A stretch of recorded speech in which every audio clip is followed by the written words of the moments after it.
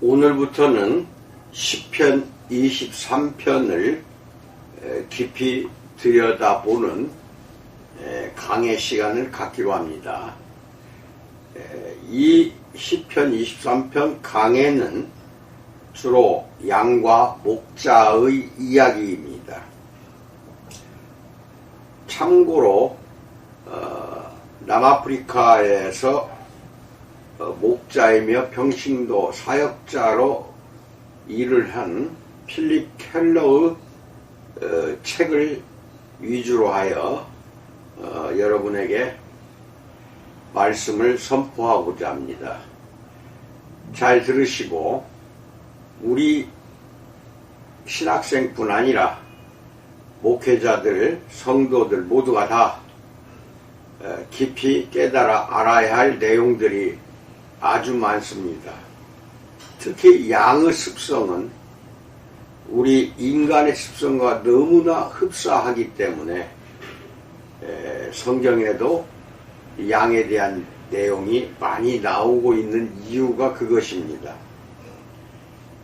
먼저 시편 23편의 첫 구절이 여호와는 나의 목자시니 이런 말씀으로 시작을 합니다. 오늘은 이 목자시니 라는 말씀을 가지고 위주로 하여 여러분에게 이 내용을 전합니다. 여호와, 그분은 누구신가요? 그분은 어떤 분이신가요? 그분은 나의 목자, 나의 감독, 나의 주인이 되실 자격이 충분한가요? 만일 그렇다면 나는 어떻게 그분의 다스림을 받게 되는가요? 내가 어떤 방법으로 그분의 관심과 정성스러운 돌보심의 대상이 되는가요? 전곡을 꿰뚫는 예리한 질문입니다. 그러므로 정직하게 차근차근 음미해볼 가치가 있습니다. 기독교의 큰 해가 되는 것 가운데 하나는 애매모호하게 일반화해서 말하는 경향이 있습니다. 이 시편의 저자 다윗은 목자요 또한 목자의 아들이었으며 후에 이스라엘의 목자 왕으로 알려진 자로서 분명하게 여호와는 나의 목자라고 했습니다. 누구를 가리켜 그 말을 했는가요? 그는 이스라엘의 주 하나님 여호와를 가리켜 말했습니다. 그의 말은 예수 그리스도를 통해 확증되었습니다. 그분은 육신의 몸을 입은 하나님으로서 사람들 가운데 계실 때 나는 선한 목자라고 요한복음 10장 11절에서 강조하면서 말씀하셨습니다. 그러면 그리스도는 누구인가요? 그리스도에 대한 우리의 생각은 종종 너무나 좁고 너무나 제한적이며 너무나 옹졸하고 너무나 인간적입니다. 그분이 우리의 생명에 대해 소유권을 주장하는 일은 말할 것도 없고 우리에 대해 권위나 지배권을 가지는 것조차 허용하고 싶지 않기 때문입니다. 자연적인 것과 초자연적인 것을 창조하는 일에 직접 관여하신 분이 바로 그리스도셨습니다. 골로새서 1장 15절로 20절.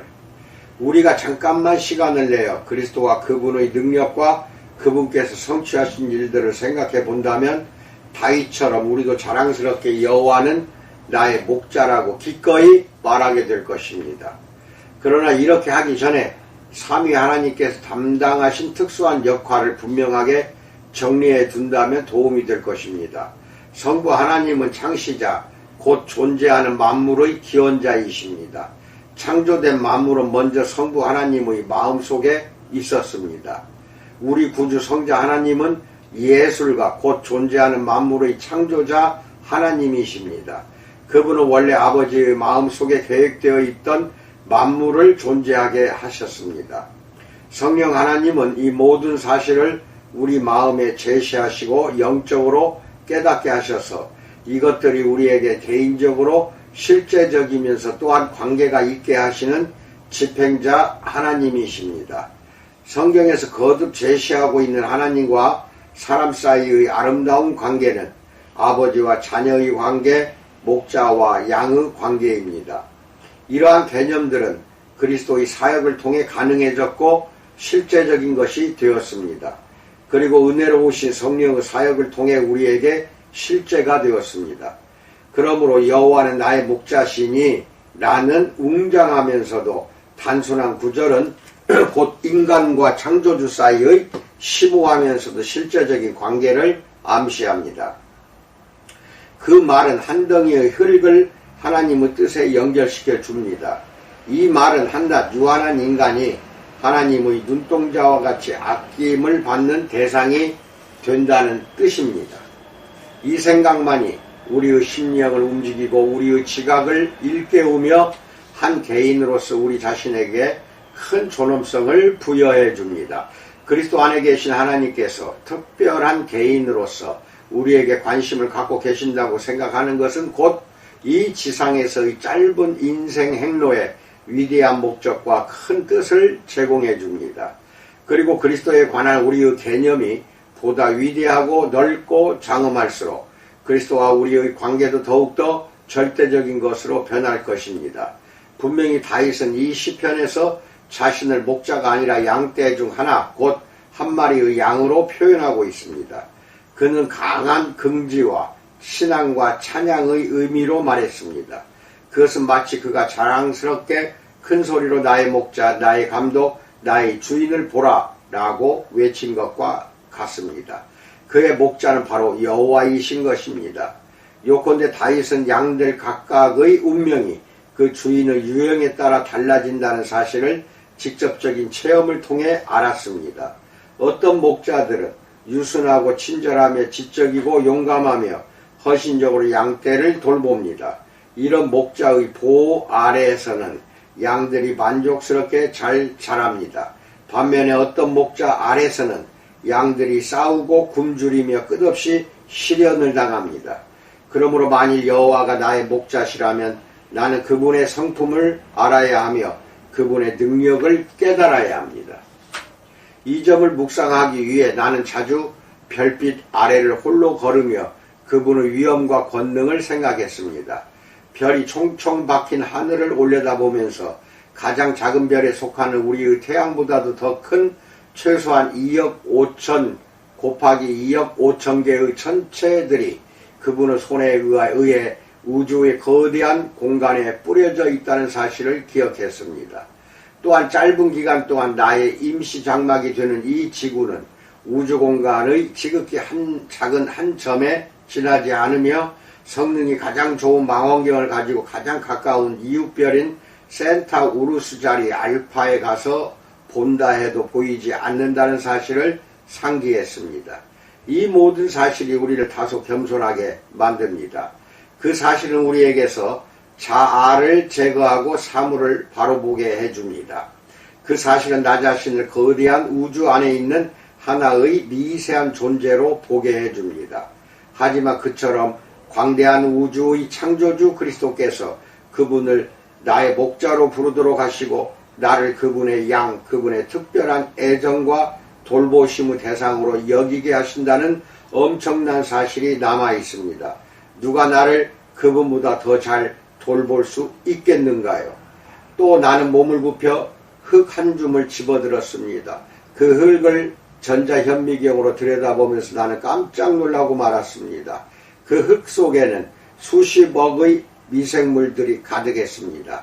그중 많은 미생물들은 세포 조직이 아주 복잡해서 그 기능이 무엇인지 아직도 파악하지 못하고 있습니다. 그렇습니다. 하나님의 아들 그리스도, 그분이 이 모든 것을 존재하게 하셨습니다. 가장 거대한 성운으로부터 가장 미세한 미생물에 이르기까지 모든 것이 분명한 질서와 통일의 법칙에 따라 완벽하게 움직이고 있습니다. 하지만 유한한 인간의 머리로는 결코 이해할 수 없습니다. 우선 이런 의미에서 인간인 나에 대한 그분의 소유권이 정당합니다. 간단히 말해 그분이 나를 존재하게 하셨고 또 누구보다도 나를 잘 아시고 돌보실 수 있기 때문입니다. 그분이 의도적으로 나를 애정의 대상으로 창조하셨다는 이유 때문에 나는 그분의 것입니다. 대부분의 사람들은 이 사실을 인정하려 들지 않습니다. 인간과 창조주 사이에 그러한 관계가 존재하거나 존재할 수 있다는 것을 의도적으로 부인하려는 사람들은 그들을 존재하게 했다는 것 때문에 그들에 대한 소유권이나 권위를 주장할 수 있다는 사실을 인정하기도 꺼려합니다. 하나님이 처음에 인간을 창조하신 일은 물론 대단한 모험 혹은 계획된 우연이라고 할 수 있을 것입니다. 그러나 하나님은 인간의 배신으로 깨어진 관계를 회복하시기 위해서 담대하게 2단계 조치를 시도하셨습니다. 그것은 바로 그리스도 안에서 다시 인간들을 그분의 자비로운 보호 아래 두려는 깊은 뜻을 갈보리에서 나타내신 것입니다. 이사야 선지자가 우리는 다 양 같아서 그릇 행하여 각기 제갈로 갔거늘 여호와께서는 우리 모두의 죄악을 그에게 담당시키셨도다. 이사야서 53장 6절에서 분명히 말한 것처럼 하나님은 인간들의 반역에 대한 형벌을 친히 담당하셨습니다. 따라서 매우 사실적이면서도 지극히 중요한 두 번째 의미에서 나는 그분의 것입니다. 주님이 피와 목숨이라는 엄청난 값으로 나를 다시 사셨기 때문입니다. 그러므로 주님은 나는 선한 목자라, 선한 목자는 양들을 위하여 목숨을 버리거니와 라고 말씀하실 자격이 있다는 것입니다. 따라서 우리는 값으로 사신 바 되었으며 참으로 우리의 것이 아니요 주님의 것으로서 주님이 우리의 생명을 주장할 권리를 갖고 계시다는 사실을 감동적으로 깨닫게 됩니다. 내가 처음으로 양을 기르려는 모험을 할 때 돈을 내고 양을 사는 문제가 얼마나 중요했는지 모릅니다. 그 양들은 내가 값을 치렀다는 사실만으로도 나의 것이었습니다. 그것은 내가 지독히 어려운 시기에 피와 땀과 눈물을 흘려가며 번 돈이었습니다. 처음 양떼를 살 때 나는 문자 그대로 나 자신의 몸으로 샀던 것입니다. 그렇기 때문에 나는 양들이 참으로 나의 일부이며 또한 나는 양들의 일부라는 사실을 특별히 느꼈습니다. 그래서 비록 무심한 관찰자에게는 표면적으로 드러나지 않았겠지만 그 약 30마리의 양들은 내가 특별한 애착을 느꼈던 매우 소중한 존재였습니다. 그러나 양을 사던 날 나는 또한 양들이 번성하고 잘 되도록 하기 위해 그날 이후로 내가 그들의 주인으로서 계속적으로 그들을 위해 내 목숨을 내놓아야 하는 길고도 지속적인 여정에 들어섰다는 사실 역시 깨달았습니다. 양은 사람들이 생각하듯이 제 몸을 제가 돌보지 않습니다. 양들은 다른 가축보다 더 끊임없는 주의와 세심한 보살핌을 필요로 합니다. 하나님이 우리를 양이라 부르기로 하신 것 역시 우연이 아닙니다. 앞으로 보게 되겠지만 양과 인간의 행동은 여러 가지 면에서 비슷합니다. 두려움과 소심함, 완고함과 어리석음, 군중심리와 비뚤어진 습관이 모두 비슷합니다. 하지만 이처럼 좋지 않은 특성에도 불구하고 그리스도께서는 우리를 택하시고 값주고 사시며 지명에 부르시고 그분의 소유로 삼으시며 돌보기를 기뻐하십니다. 우리에 대한 그분의 소유권을 인정해야 하는 세 번째 이유가 바로 이것입니다. 그분은 문자 그대로 우리를 위해 자신을 계속해서 내어주십니다. 언제나 우리를 위해 중재하십니다. 언제나 은혜로우신 성령을 통해 우리를 인도하십니다. 그리고 언제나 우리가 그분의 돌보심으로 인해 유익을 얻도록 우리를 위해 일하십니다. 사실 시편 23편이 하나님의 애쓰심을 찬양하는 다윗의 노래로 불리는 것은 당연합니다. 이것은 시편 23편 전체가 양들의 복지를 위해 수고를 아끼지 않는 선한 목자의 모습을 열거하고 있기 때문입니다. 이 시편을 쓴 다윗이 선한 목자에게 속했다는 사실을 자랑스럽게 여긴 것은 당연합니다. 그렇지 않습니까? 나는 싹쓸 받고 일하는 싹군 목자가 돌보던 목장을 아직도 생생히 기억합니다. 그 싹군 목자가 양을 돌보게 해서는 결코 안 될 일이었습니다.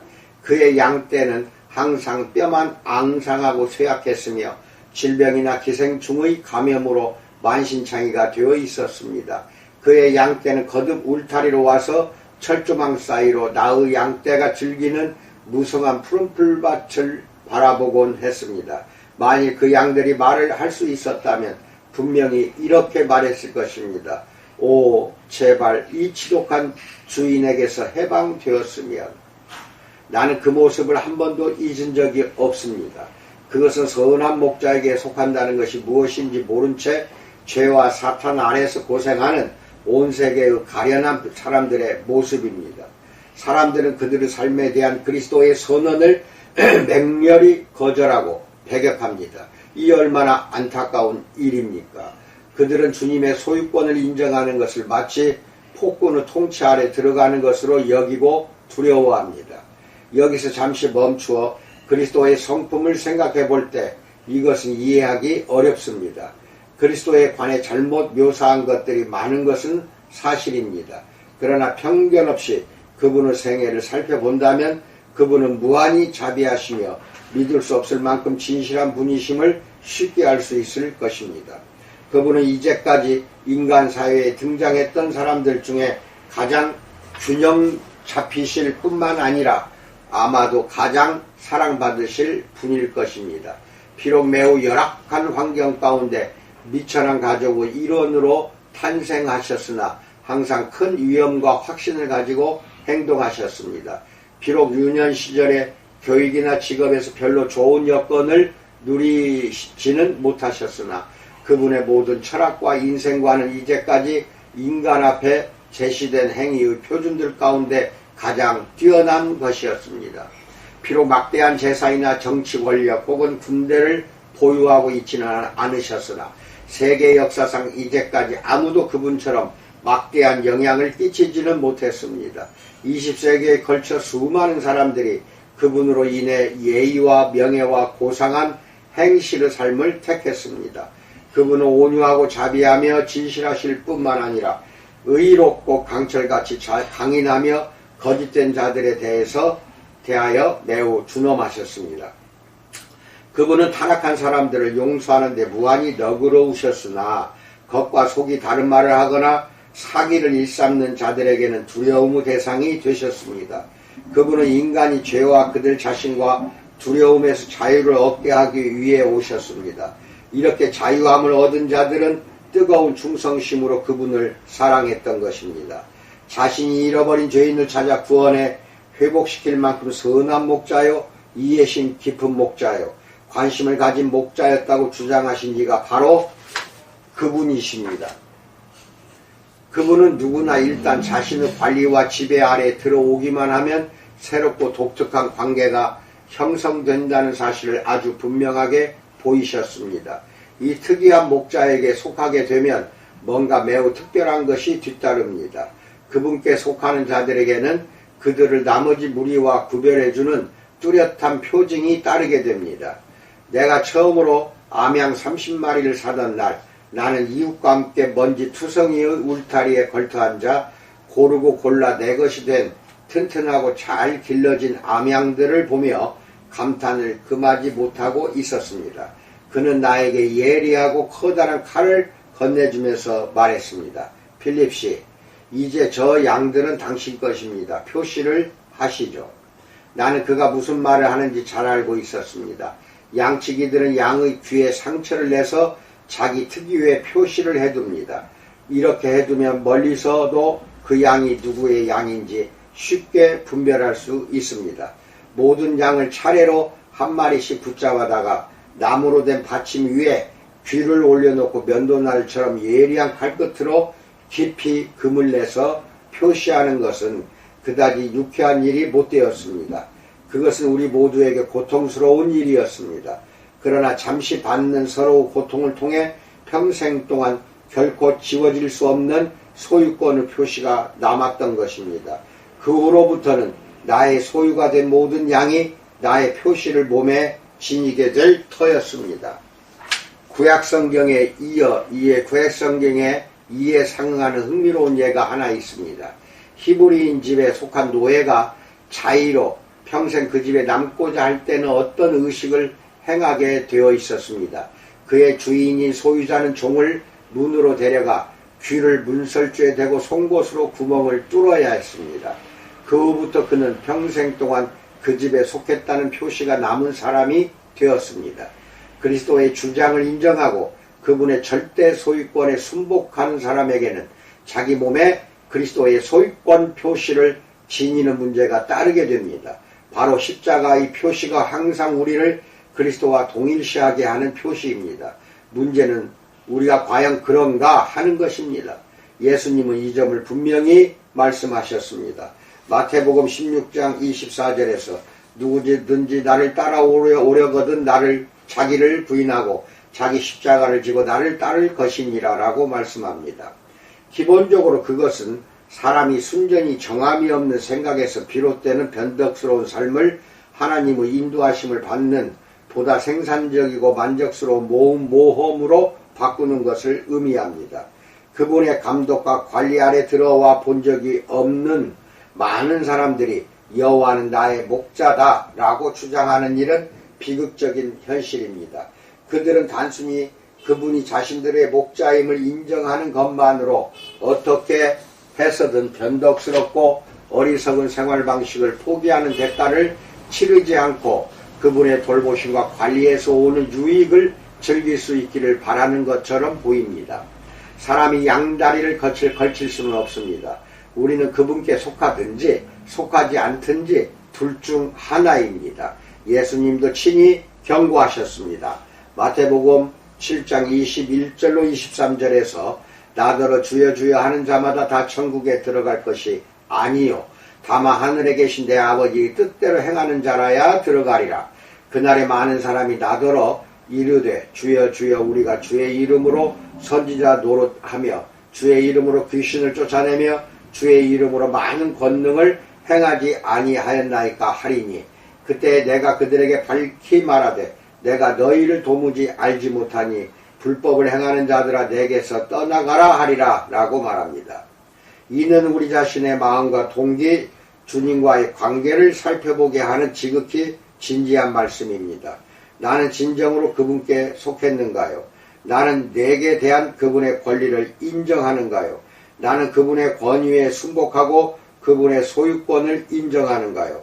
나는 이 관계에서 자유와 온전한 성취를 발견하는가요? 나는 그분의 감독 아래 있는 것으로 인해 목적과 깊은 만족을 깨닫고 있는가요? 나는 그분께 속한 것으로 인해 신나는 모험심 외에도 안식과 평안을 얻고 있는가요? 그렇다면 진정한 감사와 찬미로 자랑스럽게 다윗처럼 여호와는 나의 목자시다 라고 선포할 수 있으며 그분께 속했다는 사실에 감격할 것입니다. 인생에 어떤 일이 닥친다 해도 나는 번영하고 번창할 것이기 때문입니다. 아멘. 이상입니다. 시편 23편 1강을 마칩니다. 이후에 계속 이어집니다. 양과 목자의 관계를 잘 알아야 됩니다. 특히 신학생들은 이후에 목자가 되실 분들입니다. 그렇게 더욱더 오늘부터 하는 강의를 잘 들으시고 깊이 자기 것으로 만들어서 목자가 양을 어떻게 돌봐야 하는지 또 양떼들은 목자를 어떻게 따르고 어떻게 말을 들어야 하는지에 대한 모든 내용들이 23편에 다 나옵니다. 이제 이것은 여러분 것입니다. 이제 그런 목자가 되기를 진심으로 축원드립니다. 감사합니다.